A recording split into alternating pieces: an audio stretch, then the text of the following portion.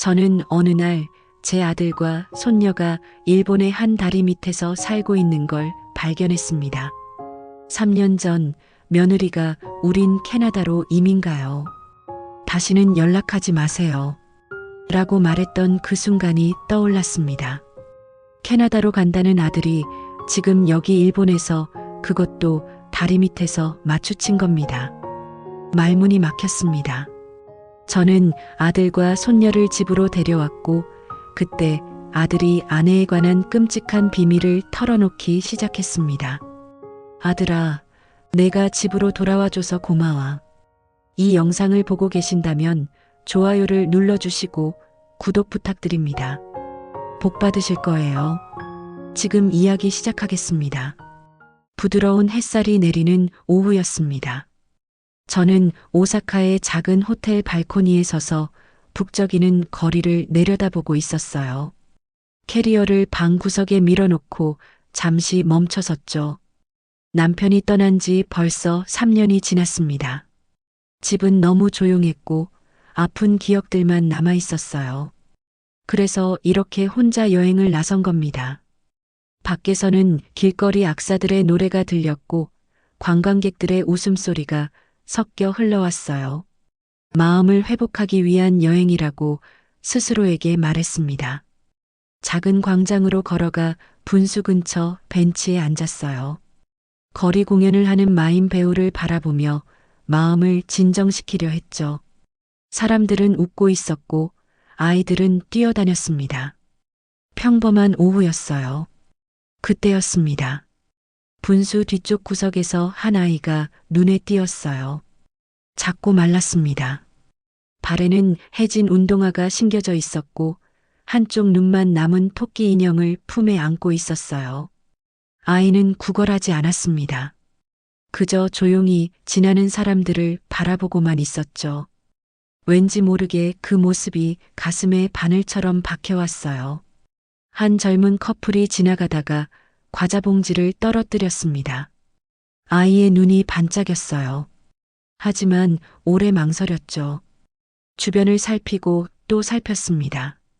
그리고 천천히 다가가 과자를 주었어요. 먼지를 털어내고는 찢어진 주머니에 조심스럽게 넣었습니다. 그 순간 저는 숨을 들이켰어요. 도저히 그냥 볼 수가 없었습니다. 먹던 빵을 놓고 근처 편의점으로 뛰어들어갔죠. 따뜻한 김밥 2줄과 바나나 우유를 샀습니다. 손이 떨렸어요. 아이에게 다가가 그 옆에 앉았습니다. 자, 이거 먹어. 부드럽게 말하며 봉투를 내밀었어요. 아이의 눈이 커졌습니다. 동물처럼 경계하는 눈빛이었어요. 저를 보고 봉투를 보고 다시 저를 봤죠. 작은 손이 떨렸습니다. 미소를 지어 보여줬어요. 괜찮아.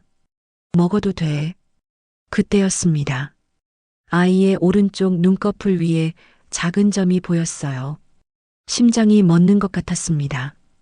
그 점, 그 작은 점, 제 아들에게 있던 바로 그 점이었어요. 그리고 손녀에게도 똑같이 있었던 그 점. 숨이 턱 막혔습니다. 말도 안 돼.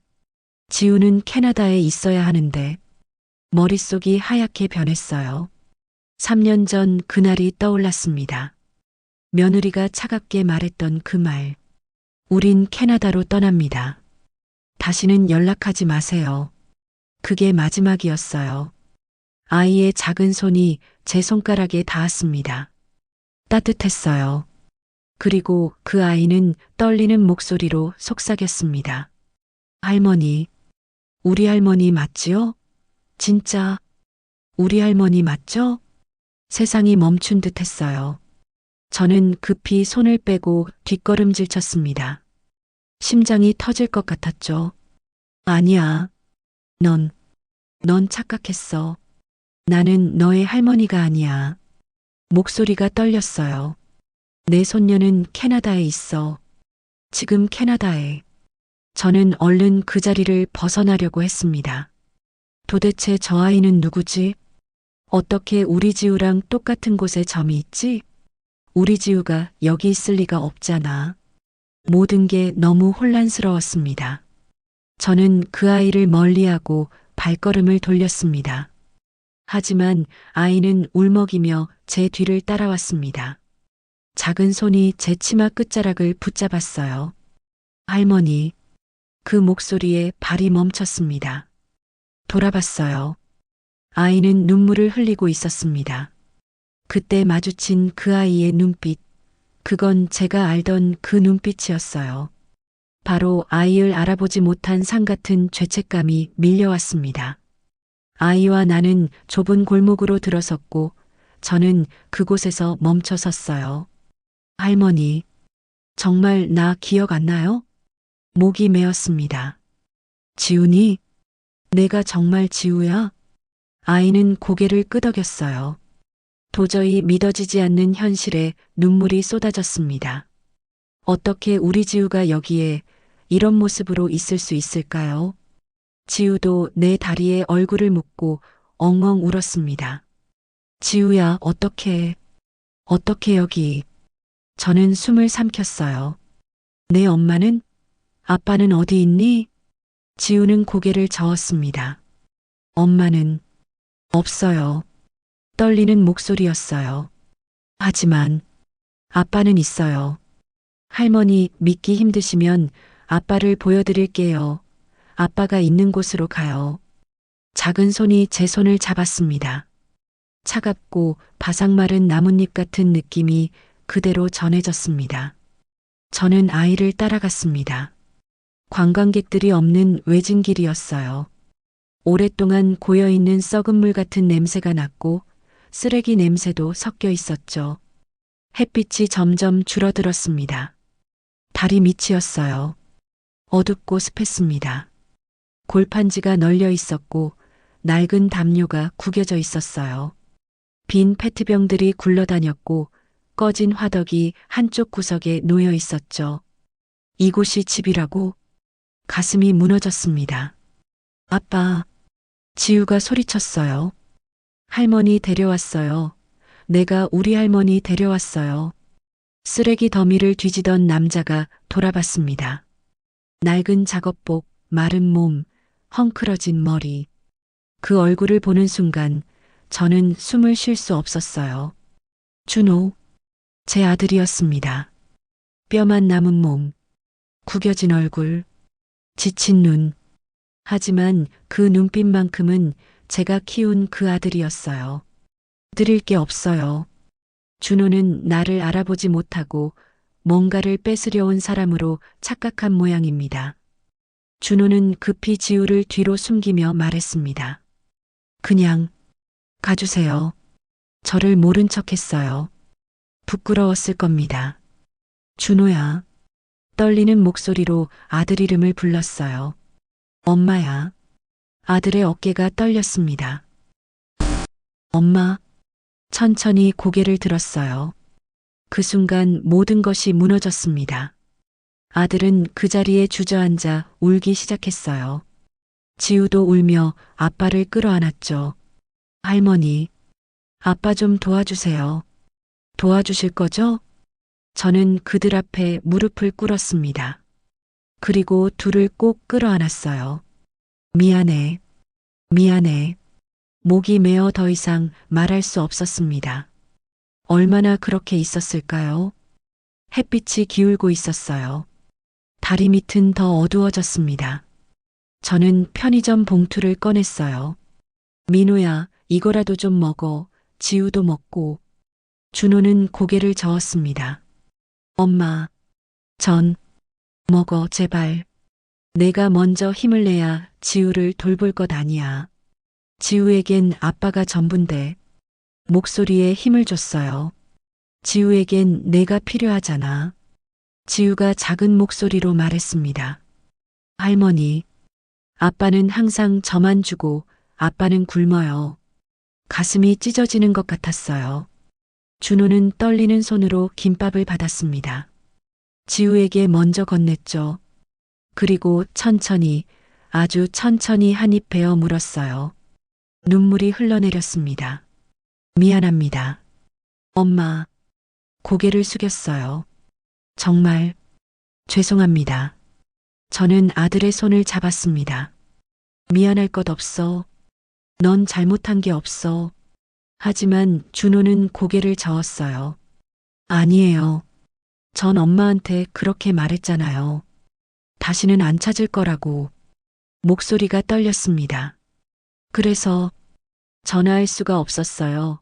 엄마를 냉정하게 버리고 돌아선 나를 생각하면 도저히 용기가 나질 않았어요. 3년. 3년 동안 이렇게 살았던 겁니다. 저는 물었어요. 수진이는 어디 있니? 준호의 얼굴이 굳었습니다. 그 사람은 한참을 망설이다가 입을 열었어요. 엄마, 긴 이야기가 될 거예요. 엄마, 3년 전 그날 기억하세요? 준호가 작게 물었습니다. 기억하냐고요? 어떻게 잊을 수 있겠습니까? 그날은 토요일 오후였습니다. 맑은 하늘, 따뜻한 햇살. 저는 주방에서 갈비찜을 끓이고 있었어요. 준호가 좋아하던 음식이었죠. 오랜만에 가족이 모인다는 생각에 마음이 설렜습니다. 냄비에서 김이 피어올랐고 간장 냄새가 집 안가득 퍼졌어요. 그때였습니다. 현관문이 쾅 하고 열렸어요. 준호가 얼굴을 붉힌 채 들어왔습니다. 뒤따라 수진이 들어왔고요.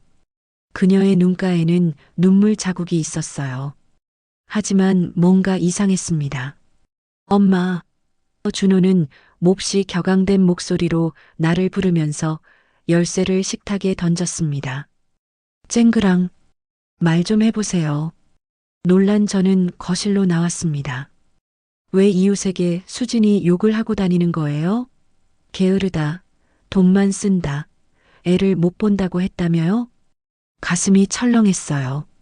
아니야, 준호야. 난 그런 말. 엄마, 다 들었어요. 목이 메었습니다. 그건 오해였어요. 걱정하는 마음에 가볍게 한 말이었을 뿐이었습니다. 준호야, 그건 오해야. 됐어요. 수진이 눈물을 닦으며 말했습니다. 여보, 더 이상 싸우지 마요. 제가 잘못한 거예요. 어머니한테 그러지 마세요. 수진이 말투, 연기였습니다. 수진아, 난 정말 그런 말 안 했어. 하지만 준호는 듣지 않았습니다. 엄마, 이제부터 내 인생에 간섭하지 마세요. 차가운 목소리였어요. 길바닥에 굶어 죽더라도 다시는 안 찾을 거예요. 그 말에 심장이 멎는 것 같았습니다. 준호는 돌아서서 방으로 들어갔어요. 문이 닫혔습니다. 얼마 후 그들은 짐을 싸서 나왔습니다. 지우는 엄마 손을 잡고 고개를 숙이고 있었어요. 지우야, 불렀습니다. 할머니. 지우는 눈물이 글썽글썽해서 나를 쳐다보았습니다. 그렇게 아들은 떠나버렸습니다. 문이 닫혔습니다. 집은 텅 비었습니다. 갈비찜 냄새만 허무하게 남아 있었어요. 며칠이 지났습니다. 준호에게 전화를 걸었지만 받지 않았어요. 일주일쯤 지났을 때 수진에게서 카톡이 왔습니다. 연락하지 마세요. 우린 캐나다로 떠납니다. 준호는 그런 어머니 필요 없대요. 손이 떨렸습니다. 다시 전화를 걸었어요. 꺼져 있었습니다. 저는 바닥에 주저앉아 울었습니다. 그렇게 아들은 3년 동안 연락이 없었습니다. 그날 이후로 준호가 다시 말을 이었어요. 다리 밑은 점점 어두워지고 있었어요. 그 사람이 캐나다로 가자고 했어요. 새 출발을 하자고. 준호의 목소리는 떨렸습니다. 그래서 모든 재산을 정리했습니다. 집도 팔고 예금도 모두 해지했어요. 근데 왜 그 사람 명의로? 이민 서류 때문이라고 했어요. 저는 믿었습니다. 한숨을 내쉬었어요. 일본에서 경유한다고 했죠. 나리타 공항이었어요. 준호는 고개를 숙였어요. 공항에 도착했어요. 그 사람이 화장실 간다고 했죠. 여권이랑 가방은 다 들고 갔어요. 얼마나 기다렸니? 2시간요. 목소리가 갈라졌습니다. 전화했지만 안 받았어요. 안내방송을 부탁했습니다. 아무도 오지 않았어요. 지우가 작게 말했습니다. 저 너무 무서웠어요. 결국 공항 직원한테 물어봤습니다. 그랬더니 이미 캐나다행 비행기는 출발했대요. 망치로 머리를 맞은 기분이었어요. 민수는 숨을 들이켰어요. 믿을 수 없었습니다. 근데 직원이 탑승자 명단을 보여줬어요. 거기에 수진이 이름이 있었어요. 그럼 너희는 여권도 돈도 카드도 전부 그 사람이 가지고 있었어요. 준호는 떨고 있었어요. 그럼 나한테 전화를 하지. 할 수 없었어요. 준호는 고개를 저었어요. 엄마한테 그렇게 말했잖아요. 길바닥에 죽어도 안 찾는다고. 그 말이 계속 맴돌았어요. 번호를 누를 수가 없었어요. 가슴이 무너졌습니다. 다음 날 그 사람한테서 전화가 왔어요. 뭐라고 했니? 수진이는 웃고 있었어요. 준호는 주먹을 쥐었습니다. 이게 내가 가끔은 내 엄마 편에 섰던 대가야. 잘 살아봐. 그러고는 끊었어요. 눈물이 흘러내렸어요. 공항에서 쫓겨났다고 했습니다. 수중에 돈 한 푼 남아있질 않았다고 합니다. 처음엔 공원 벤치에서 잤어요. 경찰이 쫓아냈죠. 편의점 앞에서도 잡았습니다.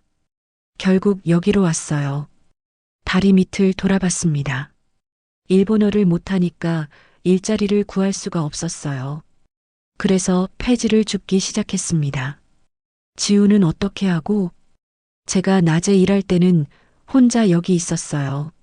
지우가 말했습니다. 무서웠어요. 근데 아빠가 금방 온다고 약속했어요. 지우에게 뭐라도 먹이려면 어쩔 수 없었어요. 뭐라도 하지 않으면 안 되니깐요. 지우가 잘 견뎌주고 있었어요. 민수야. 나는 목이 메어서 말을 할 수가 없었어요. 괜찮아요, 엄마. 지우만 건강하면 됐어요. 지우의 팔에는 멍 자국이 있었어요. 얼굴은 너무 말랐습니다. 비가 오는 날도 있었어요. 지우가 떨었어요. 엄마는 어디 있어요? 라고 물었죠. 전 대답할 수가 없었어요.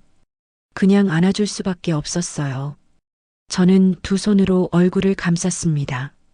3년 동안 이렇게 살았던 겁니다. 나의 피 같은 자식이 3년을 이렇게 거짓골로 살고 있었던 겁니다. 피가 거꾸로 쏟는 것 같았습니다. 미안해. 엄마가 미안해. 아니에요. 엄마 잘못이 아니에요. 아니야. 저는 아들의 손을 잡았습니다. 넌 최선을 다했어. 준호는 고개를 숙이고 울었습니다. 지우도 울었어요. 저도 울었습니다. 얼마나 그렇게 있었을까요? 저는 천천히 일어났습니다. 더 이상 여기서 살면 안 돼. 저는 단호하게 말했어요. 집으로 가자. 준호는 망설였습니다. 엄마, 전 들어갈 자격이 없어요. 자격 같은 건 필요 없어. 준호의 어깨를 꽉 잡았습니다. 넌 내 아들이야. 지우가 내 손을 잡았어요. 정말 집에 가도 돼요? 그럼 이제 지우 집으로 돌아가는 거야. 한국 영사관은 다음 날 아침에 갔습니다. 긴급 여권 발급에는 사흘이 걸린다고 했어요. 그동안 저는 근처 작은 호텔방을 잡았습니다. 준호와 지우를 데리고 들어갔죠. 얼른 씻어 준호야. 준호는 망설였어요. 엄마, 괜찮습니다. 저는 씻으라니까. 목소리에 힘을 줬습니다. 지우를 먼저 욕실로 데리고 갔어요. 옷을 벗기는데 가슴이 무너졌습니다. 팔에, 다리에, 등에 멍 자국이 있었어요. 발은 갈라져 있었고 손톱은 깨져 있었습니다. 할머니, 아파요? 지우가 물었어요. 아니야. 안 아파. 눈물을 참았습니다. 따뜻한 물로 천천히 씻겨줬어요. 머리를 감겨주고 몸을 닦아줬습니다. 지우는 눈을 감고 가만히 있었어요. 기분 좋아요, 할머니. 작은 목소리였습니다. 오래간만에 따뜻한 물이에요. 눈물이 났습니다. 욕실 문을 나서니 준호가 벽에 기대 서 있었어요. 들어가. 준호는 고개를 끄덕이고 욕실로 들어갔습니다. 저는 편의점으로 달려갔어요. 속옷, 티셔츠, 바지를 샀습니다. 지우 옷도 샀죠. 분홍색 원피스가 있었어요. 예전에 지우가 좋아하던 색이었습니다. 돌아오니 준호가 나와 있었어요. 머리를 말리고 있었습니다. 얼굴이 조금 나아 보였어요. 엄마, 이거 입어. 옷을 건넸습니다. 준호는 받아들고 옷을 갈아입었어요. 지우에게도 분홍 원피스를 입혔습니다. 예쁘다, 우리 지우. 지우는 거울을 보며 웃었어요. 3년 만에 보는 웃음이었습니다. 할머니, 저 공주 같아요? 그럼, 우리 지우가 제일 예뻐. 밤이 되었습니다. 저는 도시락을 사왔어요. 지우는 2개를 먹었습니다. 준호는 천천히 먹었어요. 천천히 먹어. 체해. 네, 엄마. 그날 밤 지우는 제 품에 안겨 잠들었습니다. 작고 따뜻했어요. 준호는 창가에 앉아 밤 거리를 바라보고 있었습니다. 준호야. 네, 엄마. 괜찮아. 이제 다 괜찮을 거야. 준호는 고개를 끄덕였지만 아무 말도 하지 않았어요. 사흘이 지났습니다. 여권을 받고 공항으로 갔어요. 인천행 비행기표를 끊었습니다. 비행기 안에서 지우는 제 무릎에 기대 잠들었어요. 작은 손이 제 손을 꼭 잡고 있었습니다. 준호는 창밖을 보고 있었어요. 엄마, 응? 집에 정말 들어가도 될까요? 당연하지. 하지만 전 아무 말하지 마. 넌 내 아들이야. 준호는 고개를 숙였습니다. 인천공항에 도착했어요. 택시를 타고 집으로 향했습니다. 익숙한 거리가 보였어요. 골목이 나타났고 우리 집 대문이 보였습니다. 도착했어. 준호는 택시에서 내려 집을 바라봤어요. 발이 떨어지지 않는 것 같았습니다. 들어가자. 현관문을 열었습니다. 어서 와. 준호는 문 앞에서 멈췄어요. 엄마, 정말 들어오라니까. 지우가 먼저 들어갔습니다. 할머니 집이다. 환하게 웃었어요. 준호도 천천히 들어왔습니다. 신발을 벗고 거실로 들어섰죠. 눈물이 흘렀어요. 고맙습니다, 엄마. 됐어. 이제 씻고 쉬어. 그날 밤 저는 갈비찜을 다시 끓였습니다. 3년 전 그날처럼요. 냄비에서 김이 올랐고 간장 냄새가 퍼졌어요. 밥 먹자. 상을 차렸습니다. 지우는 2그릇을 먹었어요. 할머니, 너무 맛있어요. 많이 먹어. 준호도 천천히 먹었습니다. 눈물을 흘리며 먹었어요. 맛있어요, 엄마. 그래. 많이 먹어. 식사를 마치고 설거지를 했습니다. 준호가 뒤따라와 수건을 들었어요. 제가 할게요. 됐어. 넌 쉬어. 아니에요. 제가 할게요. 함께 설거지를 했습니다. 다음 날부터 준호는 떡집 일을 도왔어요. 청소를 하고 배달을 하고 온라인 주문을 정리했습니다. 엄마, 인터넷 주문 페이지 만들까요? 그게 뭐니? 요즘은 다 온라인으로 주문해요. 제가 만들 수 있어요. 그래. 한번 해봐. 준호는 밤늦게까지 컴퓨터 앞에 앉아 있었어요. 페이지를 만들고 사진을 올리고 설명을 적었습니다. 일주일쯤 지났을 때 주문이 들어왔어요. 엄마, 주문 들어왔어요. 정말? 네. 인절미 10개요. 그날부터 주문이 조금씩 늘었습니다. 지우는 초등학교에 전학시켰어요. 담임 선생님을 만났습니다. 할머니, 지우 정말 착하네요. 공부도 잘하고요. 감사합니다. 걱정 마세요. 잘 돌봐드릴게요. 학교에서 돌아온 지우는 환하게 웃었어요. 할머니, 선생님이 칭찬했어요. 그래, 우리 지우 대견하다. 친구들도 생겼어요. 정말? 네, 수진이랑 민지요. 그 이름을 듣는 순간 가슴이 철렁했지만 아무 말하지 않았습니다. 저녁마다 우리는 함께 밥을 먹었어요. 준호는 지우의 숙제를 봐줬고 저는 설거지를 했습니다. 평범한 일상이었죠. 어느 날 저녁이었습니다. 준호가 따뜻한 미숫가루를 마시며 말했어요.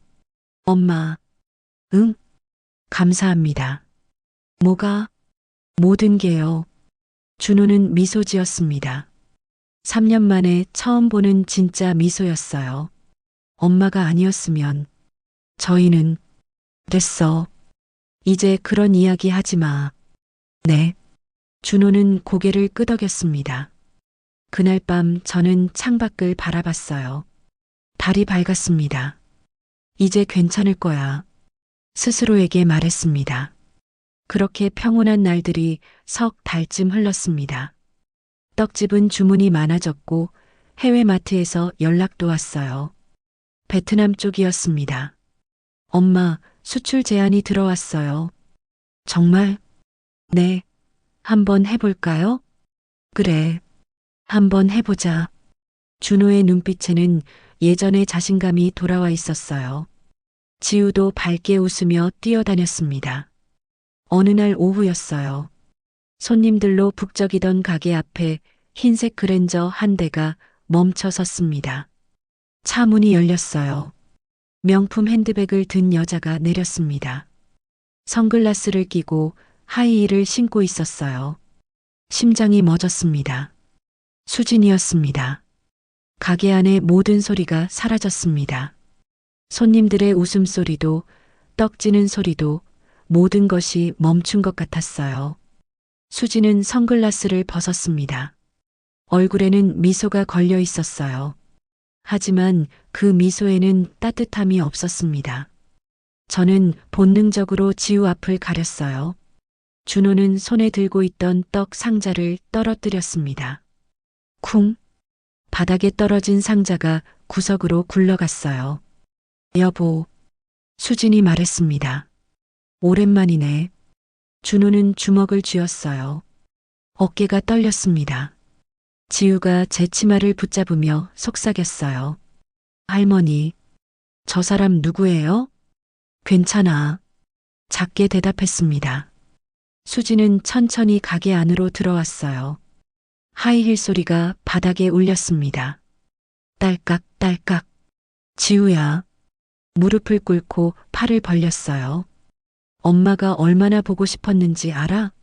지우는 뒷걸음질 쳤습니다. 눈이 겁에 질려 있었어요. 저 사람, 모르는 사람이에요, 할머니. 수진의 미소가 굳었습니다. 지우야, 엄마야. 기억 안 나? 몰라요. 지우는 제 뒤로 숨었습니다. 저는 수진을 똑바로 바라봤어요. 당장 나가. 어머니. 수진은 천천히 일어섰습니다. 그렇게 차갑게 대하실 거예요? 며느리가 찾아왔는데. 며느리? 비웃음이 나왔어요. 3년 전에 며느리 자격은 버렸어. 실수였어요. 태연하게 말했습니다. 사람이면 실수할 수 있잖아요. 실수? 준호가 끼어들었어요. 공항에서 우릴 버린 게 실수야? 목소리가 떨렸습니다.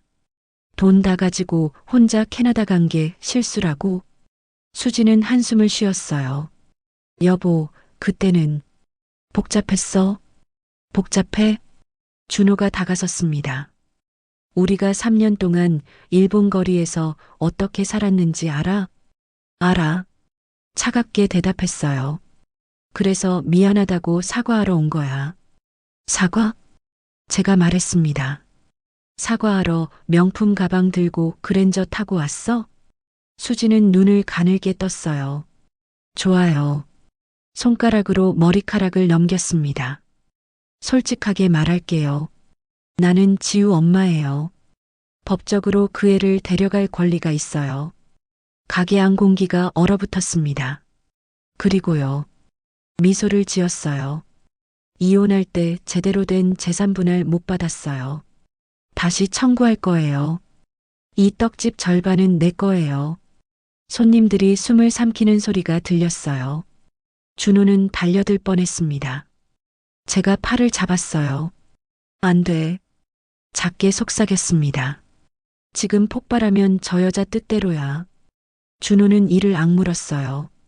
저는 수진을 똑바로 바라봤습니다. 한 푼도 못 가져가. 아이도 못 데려가. 그건 어머니가 정할 일이 아니에요. 수진은 핸드백을 들었어요. 법원에서 보자고요. 돌아서서 걸어 나갔습니다. 하이힐 소리가 점점 멀어졌어요. 차 문이 닫히는 소리, 엔진 소리, 그리고 사라졌습니다. 문을 닫았습니다. 준호는 벽에 기대 주저앉았어요. 엄마. 지우가 울음을 터뜨렸습니다. 할머니. 저 여자가 정말 제 엄마예요? 저는 지우를 안아줬어요. 걱정하지 마. 누구도 너를 데려가지 못해. 하지만 제 손도 떨리고 있었습니다. 며칠이 지났습니다.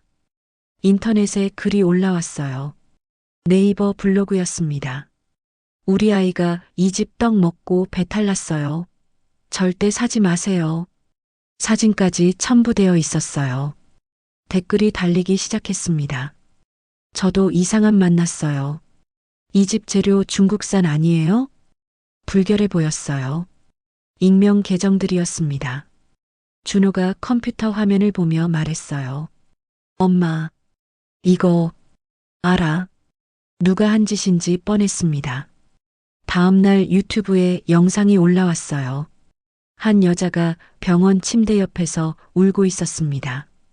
이 떡 먹고 우리 애가 식중독 걸렸어요. 부탁이에요. 불매해 주세요. 카메라는 우리 가게 로고를 클로즈업 했어요. 영상이 퍼졌습니다. 맘카페에, 커뮤니티에, 인스타그램에 전화가 울렸어요. 당장 환불해요. 독극물 만드는 거 아니에요? 신고할 거예요. 끊어지지 않았습니다. 주문이 취소되기 시작했어요. 납품하던 마트에서 연락이 왔습니다. 죄송합니다. 계약 취소하겠습니다. 베트남 쪽 수출 제한도 없던 일이 됐어요. 가게 앞에 계란이 던져졌습니다. 깨진 계란이 유리창을 타고 흘러내렸어요. 지우는 학교에서 돌아와 책가방을 던지고 방으로 들어갔습니다. 문을 닫는 소리가 들렸어요. 지우야. 문을 두드렸습니다. 싫어요. 할머니야. 문 열어줄래? 한참 후에 문이 열렸어요. 지우의 눈은 빨갛게 부어 있었습니다. 애들이 저한테 말도 안 걸어요. 작은 목소리였어요. 할머니가 독약 만든대요. 가슴이 찢어졌습니다. 그건 거짓말이야. 안아줬어요. 우리는 잘못한 거 없어. 하지만 지우는 계속 울었습니다. 며칠 동안 준호는 말이 없었습니다. 밤마다 컴퓨터 앞에 앉아 뭔가를 검색했어요. 법률 상담, 변호사, 명예훼손. 일주일쯤 지났을 때였습니다. 준호가 저를 찾아왔어요. 엄마. 응? 이러다가 문 닫아야 할지도 모르겠어요. 고개를 숙였습니다. 엄마까지 힘들어지면 안 돼. 단호하게 말했습니다. 우리는 잘못한 게 없어. 싸울 거야. 하지만 준호야. 아들의 손을 잡았어요. 도망치면 끝이야. 싸워야 해. 하지만 저도 어떻게 해야 할지 몰랐습니다. 그날 밤 잠을 이루지 못했어요. 혹시 정말 지우를 빼앗기는 건 아닐까? 가게를 빼앗기는 건 아닐까? 그런 생각에 가슴이 터질 것 같았습니다. 며칠이 더 지났습니다. 그러던 어느 날 밤 남편의 서랍을 정리하다가 오래된 주소록을 발견했어요. 페이지를 넘겼습니다. 거기에 한 이름이 있었어요. 김민재 변호사였습니다. 남편의 오랜 친구였죠. 전화를 걸었어요. 손이 떨렸습니다. 여보세요? 민재 씨, 저 영숙이에요. 영숙 씨? 반가운 목소리였어요. 무슨 일이세요? 우리 가족이 위험해요. 진정하세요. 무슨 일인지 말씀해 보세요. 모든 이야기를 쏟아냈습니다. 수진의 배신, 3년간의 생활, 그리고 지금의 상황. 내일 아침에 갈게요. 민재 씨가 말했어요. 영숙 씨, 혼자가 아니에요. 그 말에 눈물이 났습니다. 고마워요, 민재 씨. 천만에요. 우리가 어떤 친구였는데요. 걱정 마요, 내가 최선을 다해 볼게요. 전화를 끊었어요. 준호가 물었습니다. 누구세요? 변호사야. 아빠 친구. 변호사요? 그래. 이제 제대로 싸울 거야. 그날 밤도 잠이 오지 않았습니다. 창밖을 바라봤어요. 달은 없었고 어두웠습니다. 꼭 이겨야 해. 스스로에게 다짐했습니다. 다음 날 아침 민재 씨가 왔어요. 젊은 여자 변호사도 함께였습니다. 영숙 씨, 이쪽은 이서연 변호사님이에요.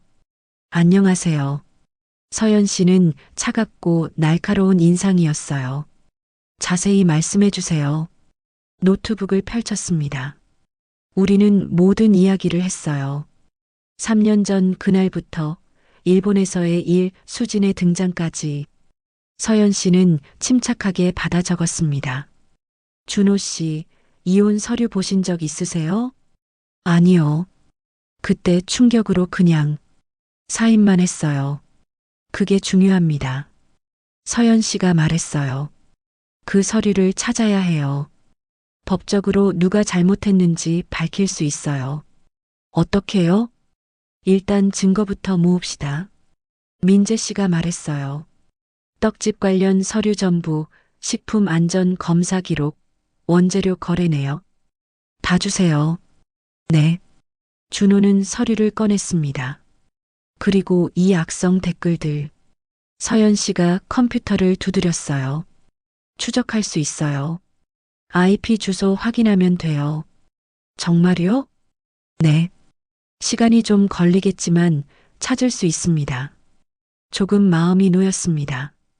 영숙 씨, 민재 씨가 말했어요. 최선을 다할게요. 그 말에 가슴이 뜨거워졌어요. 고마워요. 아니에요. 당연한 거예요. 서연 씨가 노트북을 닫으며 말했어요. 이제부터가 시작입니다. 하지만 여전히 불안했어요. 정말 이길 수 있을까? 지우를 지킬 수 있을까? 그날 밤도 잠이 오지 않았습니다.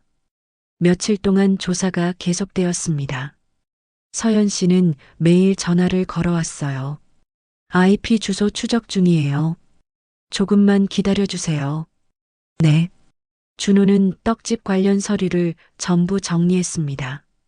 40년 동안의 식품위생 검사 기록, 원재료 거래 내역, 모든 걸 복사해서 보냈어요. 저는 밤마다 잠을 이루지 못했습니다. 혹시 정말 지우를 빼앗기면 어떡하지? 가게를 빼앗기면 어떡하지? 그런 생각들이 머릿속을 떠나지 않았어요. 일주일쯤 지났을 때였습니다. 민재 씨에게서 전화가 왔어요.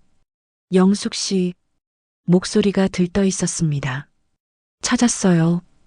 뭐요? 루머를 퍼뜨린 계정들이요. 전부 같은 PC방 IP에서 만들어졌어요. 숨을 들이켰습니다. 그리고 PC방 CCTV도 확보했어요.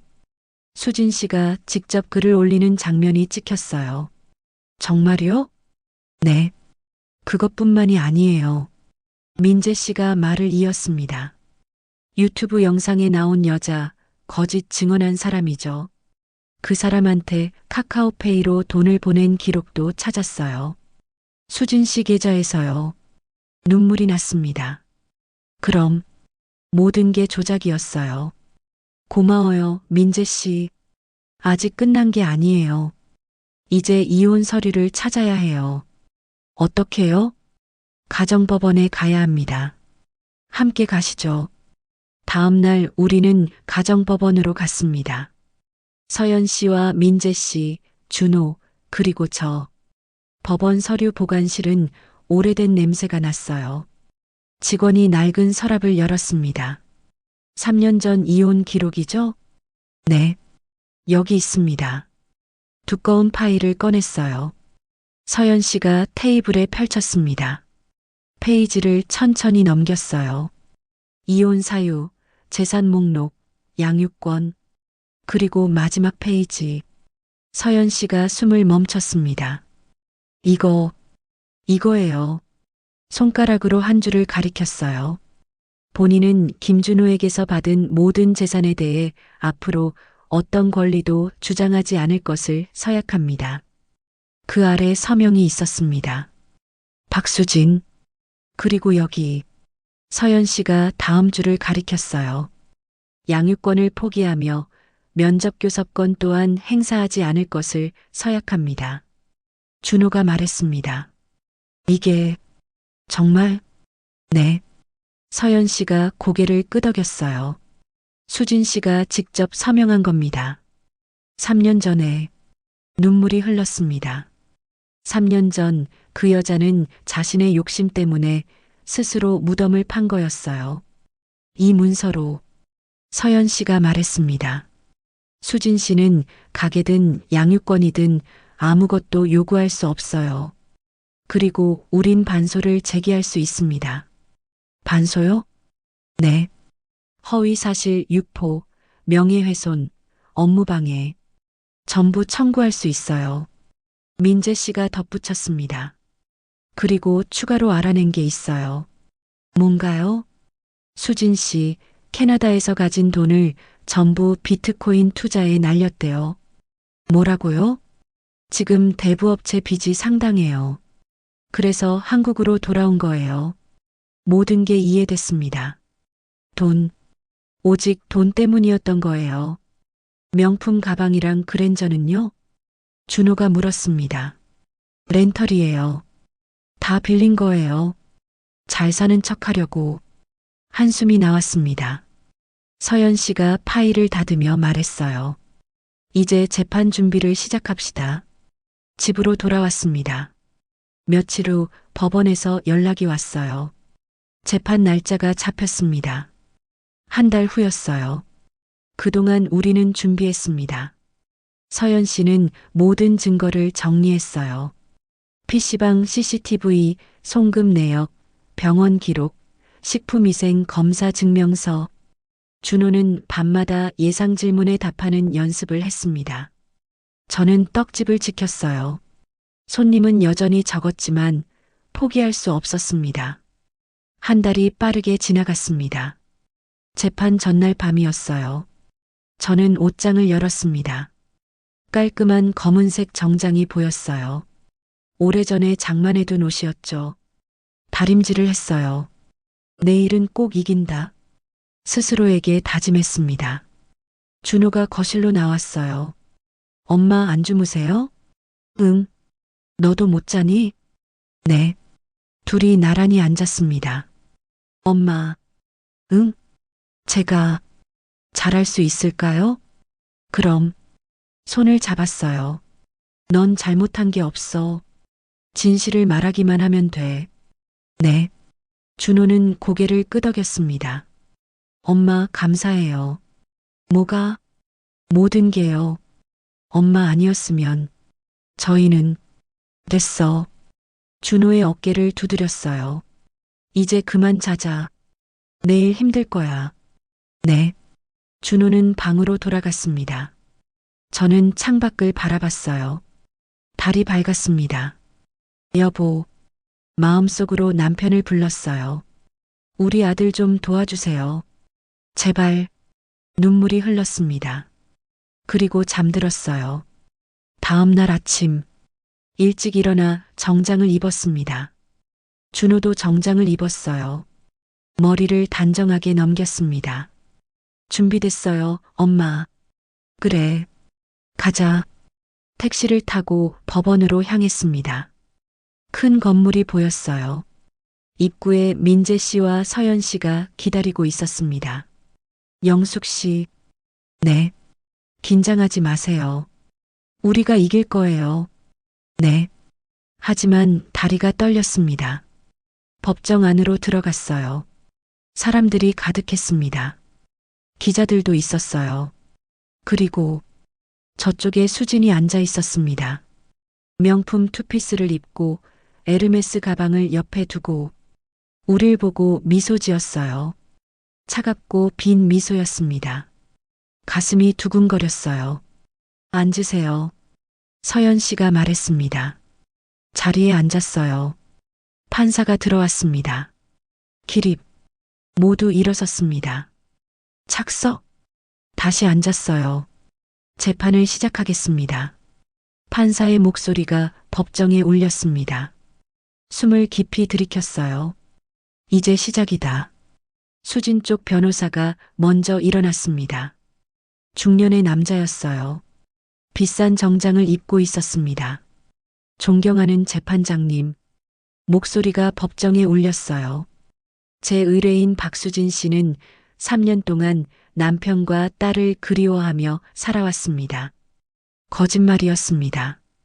시댁의 구박과 남편의 무관심 속에서 견디다가 결국 집을 나왔습니다. 준호가 주먹을 쥐었어요. 그리고 이제 돌아와 가족을 되찾고 싶을 뿐입니다. 수지는 고개를 숙이고 있었어요.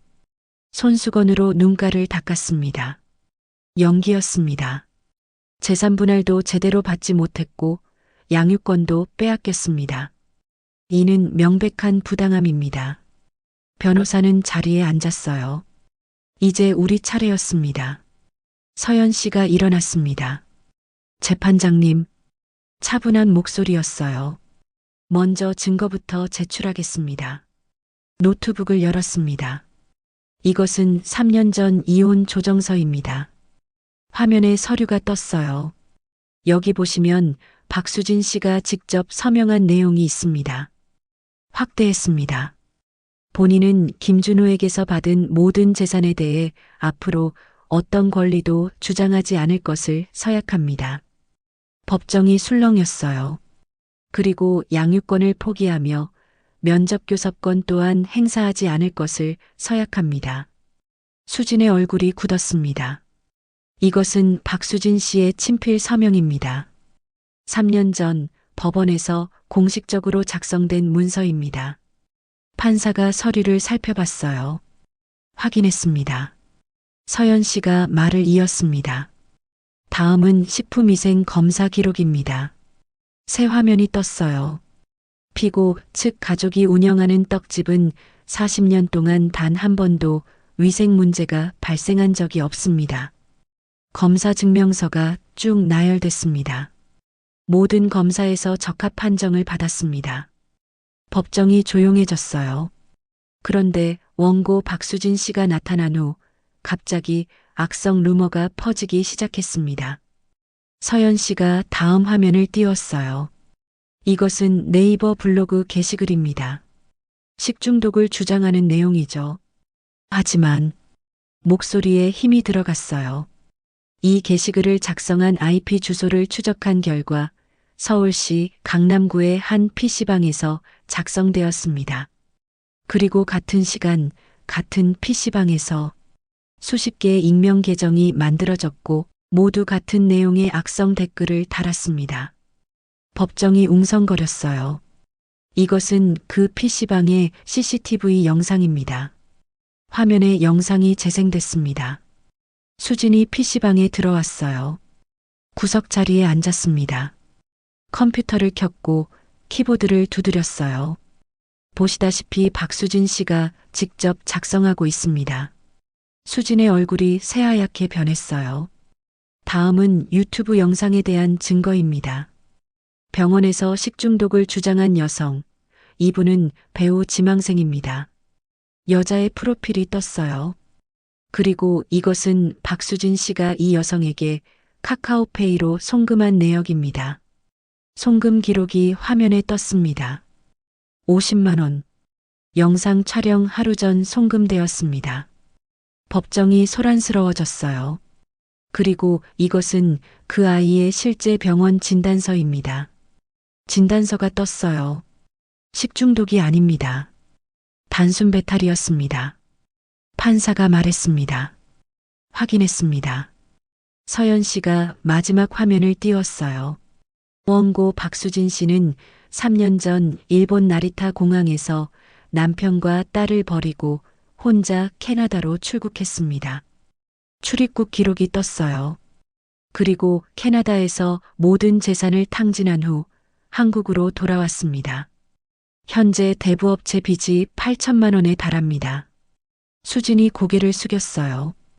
이 모든 것이 조작이었습니다. 서연 씨가 말했습니다. 원고는 돈을 목적으로 거짓 소송을 제기했고 선량한 가족의 명예를 훼손했습니다. 자리에 앉았어요. 법정은 조용했습니다. 판사가 수진을 바라봤어요. 원고 할 말 있습니까? 수진은 고개를 들지 못했어요. 없습니다. 작은 목소리였습니다. 판사가 망치를 들었어요. 원고 박수진의 청구를 전부 기각합니다. 탕. 그리고 피고 김준호의 반소를 인정합니다. 탕. 허위 사실, 유포 및 명예훼손, 업무방해에 대한 손해배상으로 5천만 원을 지급하라. 탕. 이상 선고를 마칩니다. 끝났습니다. 법정 밖으로 나왔어요. 기자들이 몰려들었습니다. 어떤 기분이세요? 한 말씀 해주세요. 민재 씨와 서연 씨가 막아줬어요. 죄송합니다. 지금은 답변 어렵습니다. 우리는 빠져나왔습니다. 법원 밖 계단에서 멈췄어요. 준호가 무릎을 꿇고 울었습니다. 엄마, 이겼어요. 정말, 저도 눈물이 났어요. 그래, 이겼어. 서연 씨가 미소 지었습니다. 고생하셨어요. 아니에요. 정말 고마워요. 민재 씨가 말했어요. 준호 아빠도 기뻐하실 거예요. 고개를 끄덕였습니다. 그때였어요. 이웃 아주머니들이 달려왔습니다. 영숙 씨, 정말 미안해요. 우리가 그 거짓말을 믿었어요. 이제 알았어요. 다 조작이었다는 거. 눈물을 흘리는 분도 있었어요. 괜찮아요. 웃으며 말했습니다. 다들 속은 거예요. 우리 떡집 다시 갈게요. 네. 기다릴게요. 집으로 돌아왔습니다. 현관문을 열자 지우가 뛰어나왔어요. 할머니. 그래, 우리 지우. 안아줬습니다. 이겼어요? 그럼. 할머니가 이겼지. 와. 지우는 환하게 웃었습니다. 준호도 들어왔어요. 지우야. 응, 아빠. 이제 아무도 우릴 못 건드려. 정말? 그럼. 지우는 아빠를 꼭 안았습니다. 저는 주방으로 갔어요. 냉장고를 열었습니다. 갈비가 있었어요. 오늘은 갈비찜 해야지. 냄비를 꺼냈습니다. 준호가 따라 들어왔어요. 엄마, 제가 도와드릴게요. 그래. 둘이 함께 요리를 했습니다. 갈비를 씻고 야채를 썰고 양념을 만들었어요. 냄비에서 김이 올랐습니다. 간장 냄새가 집 안가득 퍼졌어요. 엄마. 응? 행복해요. 준호가 말했습니다.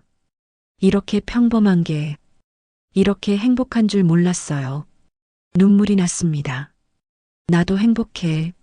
준호의 손을 잡았어요. 우리 이제 잘 살자. 네, 엄마. 저녁을 먹었습니다.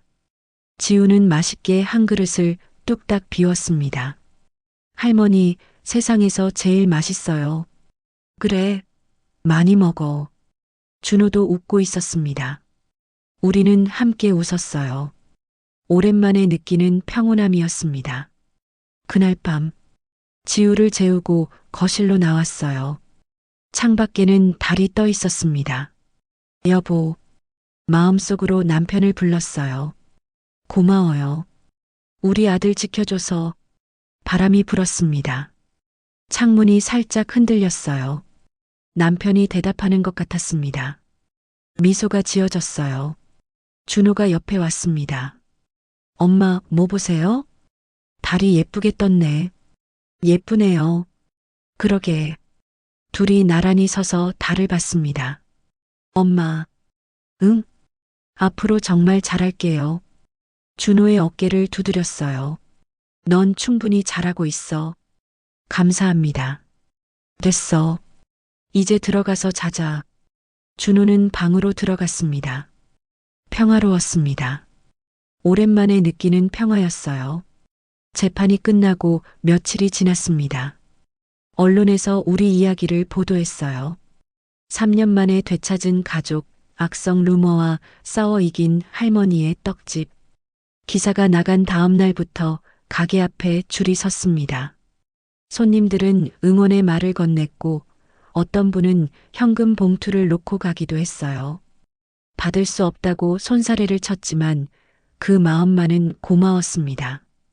일주일 만에 주문이 쏟아졌어요. 전화가 쉴 새 없이 울렸고 준호는 하루 종일 배달을 다녔습니다. 한 달쯤 지났을 때 준호가 제안했어요. 엄마, 유튜브 채널 만들어 볼까요? 할머니의 전통 떡 만들기요. 처음엔 어색했지만 카메라 앞에서 떡을 만드는 모습을 찍기 시작했습니다. 떡을 치고 콩가루를 묻히고 정성스럽게 썰어내는 과정을 담았어요. 영상을 올렸고 댓글이 달렸습니다. 너무 정성스러워 보여요. 할머니 응원합니다. 한 달 후 구독자가 10만 명을 넘었어요. 준호가 소리쳤습니다. 엄마, 10만 명이에요. 지우도 뛰어왔어요. 할머니 유명해졌어요. 웃음이 났습니다. 유명해서 뭐해? 떡만 잘 만들면 되지. 하지만 마음속으론 기뻤어요. 해외에서도 연락이 왔습니다. 베트남 마트, 미국 한인 마트, 수출 계약 제안이 들어왔고 준호가 모든 걸 처리했어요. 서류를 만들고 계약서를 쓰고 배송 일정을 잡았습니다. 엄마, 이제 떡집이 정말 커질 것 같아요. 내가 잘해줘서 고마워.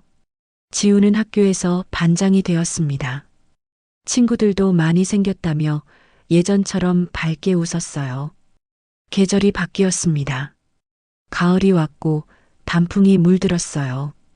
어느 토요일 오후 준호가 말했습니다.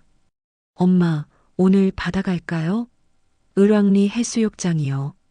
차를 타고 바다로 향했어요. 파도가 철썩거렸고 갈매기가 날았습니다. 할머니, 연 날려요. 지우가 연을 들고 뛰어갔어요. 준호가 따라가서 연을 잡는 법을 가르쳐 줬습니다. 연이 하늘로 올라갔고 지우는 환하게 웃었어요. 저는 벤치에 앉아 그 모습을 봤습니다. 노을이 지고 있었어요. 바다가 주황색으로 물들었고 준호와 지우의 실루엣이 보였습니다. 이게 행복이구나. 가슴속 깊이 느꼈어요. 할머니, 같이 연 날려요. 지우가 달려왔습니다. 일어나서 지우와 함께 연을 잡았어요. 바람이 불었고 연은 더 높이 올라갔습니다. 우리는 함께 웃었어요. 준호가 카메라를 들었습니다. 하나, 둘, 셋. 사진 속에서 우리는 웃고 있었어요. 해가 완전히 졌습니다. 하늘은 어두워졌고 별이 나타났어요. 차에 올랐습니다. 지우는 뒷좌석에서 잠들었고 준호가 운전하며 말했어요. 엄마, 오늘 즐거우셨어요? 그럼. 지우랑 너랑 이렇게 시간을 보낼 수 있다는 게 꿈만 같구나. 준호도 웃었습니다. 집에 도착해서 지우를 방으로 데려갔어요. 이불을 덮어주고 머리를 쓰다듬어 줬습니다. 거실로 나오니 준호가 차를 준비하고 있었어요. 둘이 나란히 앉아 따뜻한 차를 마셨습니다. 창밖을 봤어요. 달이 밝았고 별도 반짝였습니다. 여보, 우리 잘 살고 있어요. 걱정하지 마세요. 마음속으로 남편을 불렀어요. 바람이 살랑 불었고 커튼이 흔들렸습니다. 남편이 미소 짓는 것 같았어요. 그날 밤 편안하게 잠들었습니다. 꿈속에서 남편이 나타났어요. 잘했어. 우리 아들 잘 지켜줘서 고마워. 당연하죠. 우리 아들인데. 남편은 미소 지으며 말했습니다. 이제 행복하게 살아. 남편은 천천히 사라졌지만 따뜻함은 남아 있었습니다. 아침에 일어났어요. 햇살이 방 안으로 들어왔고 새가 지저귀는 소리가 들렸습니다. 창문을 열었어요. 바람이 상쾌하게 불어왔습니다. 할머니, 아침 먹어요. 지우가 문을 두드렸어요. 식탁에는 준호가 만든 아침밥이 차려져 있었습니다. 함께 밥을 먹었어요. 평범한 아침이었습니다. 하지만 이 평범함이 얼마나 소중한지 알고 있었어요. 3년 전 우리는 이런 아침을 꿈도 꾸지 못했으니까요. 준호가 말했습니다. 엄마, 정말 감사해요. 그래, 앞으로 우리 잘해보자. 밥을 다 먹고 설거지를 했어요. 가게 문을 열었습니다. 손님이 기다리고 있었어요. 할머니, 오늘도 인절미 주세요. 떡을 포장해서 건넸습니다. 맛있게 드세요. 손님은 웃으며 떠났어요. 평범하고 행복한 하루가 시작되었습니다. 그날 저녁 오랜만에 일기를 썼어요. 오늘도 좋은 하루였다. 준호와 지우가 건강하고 가게도 잘 되고 있다. 펜을 잠시 멈췄습니다. 삶은 때로 우리를 바닥까지 떨어뜨린다. 하지만 진짜 가족은 절대 포기하지 않는다. 계속 썼어요. 돈은 다시 벌 수 있고 명예는 다시 쌓을 수 있다. 하지만 사랑하는 사람과 함께한 시간만큼은 그 무엇과도 바꿀 수 없다. 일기장을 덮었습니다. 창밖을 봤어요. 밤하늘에 별이 가득했습니다. 여보, 보고 있어요? 우리 정말 잘 살고 있어요. 미소가 지어졌어요. 준호가 문을 두드렸습니다. 엄마, 주무세요? 아직. 내일 날씨 좋대요. 공원 갈까요? 그래. 좋지. 그럼 일찍 안녕히 주무세요. 문이 닫혔습니다. 다시 창밖을 봤어요. 가족. 그것은 피가 아니라 함께 보낸 시간과 사랑으로 만들어지는 것이었습니다. 우리는 그걸 증명했어요. 불을 껐습니다. 이불을 덮고 누웠어요. 편안했습니다. 마음이 따뜻했어요. 고맙습니다. 이 모든 것이 그렇게 잠이 들었습니다. 이 이야기가 누군가의 어둠 속에서 작은 빛이 되기를 바랍니다.